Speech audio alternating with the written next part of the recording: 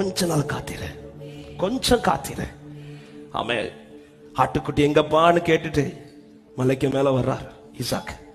அப்பா சொல்றார், கர்த்தர் பார்த்துக் கொள்வார்.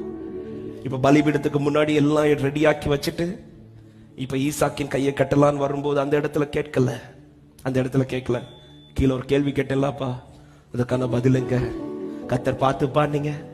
ஆனா இப்ப ஏன் கையை கட்டுறீங்க? அவன் அந்த இடத்துல கேள்வி கேட்காம அந்த கடைசி வர அப்படியே கொடுத்து வெயிட் பண்றார்.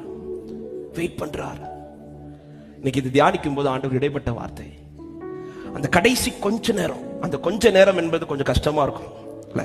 கையை கட்டுறாரு, பலிபீடத்துல படுக்க வைக்கும் போது எல்லா நம்பிக்கையும் இழந்து போகிற அந்த நேரத்துல தான் ஈசாக்கு எந்த ஒரு தயக்கமும் இல்லாமல் தன்னை அர்ப்பணித்து தைரியமாய் கொடுக்கிறான். அந்த கடைசி நேரத்தில் அவனுடைய அர்ப்பணிப்பின் முடிவு எப்படி இருந்தது தெரியுமா? எதைக்காய் காத்திருந்தானோ அதை அவன் கண்களிலே. ஆமென். இன்னைக்கு இந்த வார்த்தை சில உள்ளத்தோடு கர்த்தர் பேச விரும்புகிறார். நெருங்கி வந்துட்ட நீ. இனி ஒரே ஒரு காரியம் லைஃப்ல நடக்கணும். இந்த காரியத்தை உன்னை சந்திக்க வைக்கிறார். இந்த இடத்துல நீ மலையை விட்டு இறங்கிறாத, பலிபீடத்திலிருந்து மலையை விட்டு நீ இறங்கிறாத. இனி கொஞ்ச நாள் நீ பொறுத்திருப்பையானா உன் கண்களிலே காண வேண்டியதை கர்த்தர் காண பண்ணுவார். ஹல்லேலூயா. காத்திரு, நீ காத்திரு, பொறுத்திரு, கொஞ்சம் பொறுத்திரு, அவர் மேல்